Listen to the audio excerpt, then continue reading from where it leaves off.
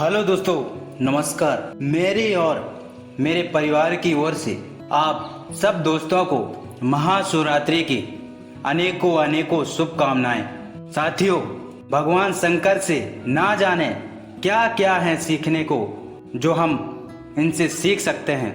अगर आप भगवान शंकर के व्यक्तित्व का आकलन करें तो आप ऐसी ऐसी चीज आप सीख सकते हैं जो आपको कहीं और सीखने को नहीं मिलेगा।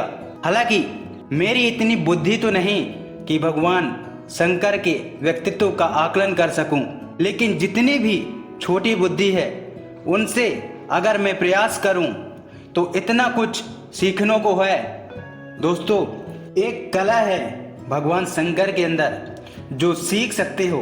अगर वो कला हम सीख गए तो हमारे जीवन में बहुत बहुत समृद्धि आ सकती है। और मैं उस कला का नाम देता हूँ सबको साथ लेकर चलने की कला। जी हाँ दोस्तों, आज महाशिवरात्रि महान पावन पर्व पर आप और मैं ये कला भगवान शंकर से सीख सकें तो जीवन बहुत खुशहाल बहुत जबरदस्त हो सकता है। सबको साथ लेकर चलने की कला। हमारे आसपास अलग अलग प्रकार के लोग मिलेंगे, जॉब वाले, बिजनेसमैन, रोजगार में आपको हर तरह के लोगों से आपका आमना सामना होता है। लेकिन हर व्यक्ति आपके विचार से मेल नहीं होता, आपके लेवल का नहीं होता, आपके दृष्टिकोण का नहीं मिलता।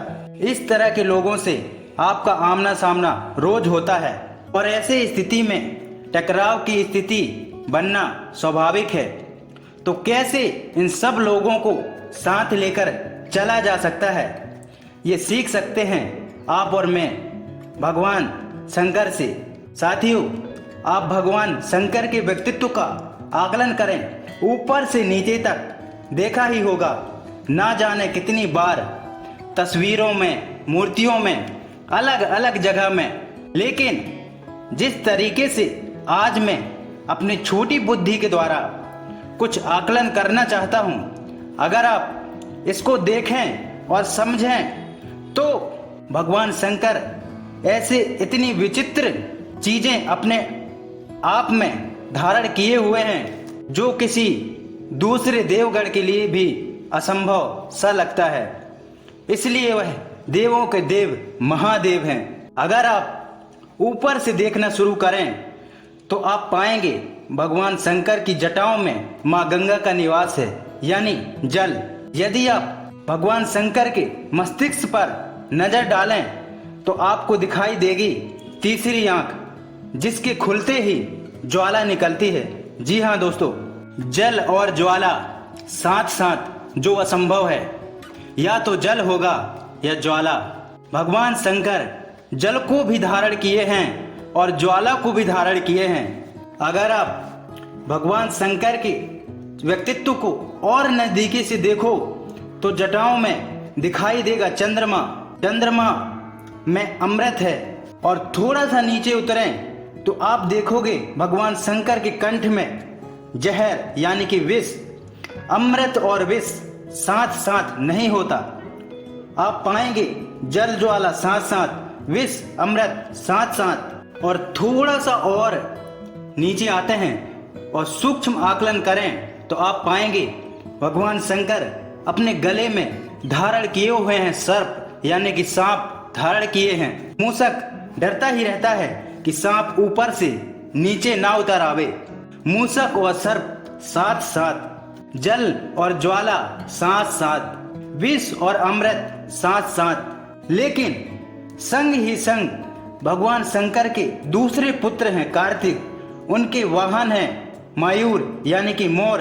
और मोर कहते हैं मूषक से कि घबरा मत, मैं बैठा हूँ। यानी मोर और सर्प साथ साथ, मूषक और सर्प साथ साथ आपस में एक दूसरे को काटने वाली कृतियां संग संग भगवान शंकर सबको धारण किए हुए हैं।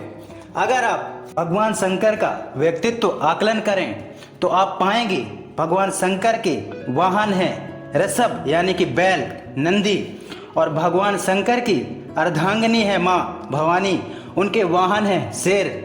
शेर और बैल साथ साथ एक दूसरे को खाने वाली चीजें साथ साथ और आकलन करें तो भगवान शंकर अपने शरीर पर लगाते हैं भभूत और भगवान शंकर के इर्द गिर्द आसपास रहते हैं भूत। भूत भभूत साथ साथ क्या बताता है दोस्तों, ऊपर से नीचे तक आकलन करें तो आप पाएंगे जल ज्वाला साथ साथ, विष अमृत साथ साथ, सर्प मूषक साथ साथ, सर्प मायूर साथ साथ, बैल और शेर साथ साथ, भूत भभूत साथ साथ, आपस में एक दूसरे को काटने वाली कृतियां साथ साथ, और भगवान शंकर सबको अपने पास धारण किए बैठे हुए हैं। लेकिन क्या आप कभी भगवान शंकर को टेंशन में देखा है? नहीं, भगवान शंकर इन सब चीजों को संग लेकर चल सकते हैं। तो हम भी हमारे आसपास के अलग अलग की दृष्टि कोण के लोगों को साथ में लेकर जरूर चल सकते हैं। आज महाशिवरात्रि के महान पर्व पर आप और मैं एक संकल्प लें कि सबको साथ लेकर चलना है। दोस्तों, ये जिंदगी अकेली चलेगी नहीं।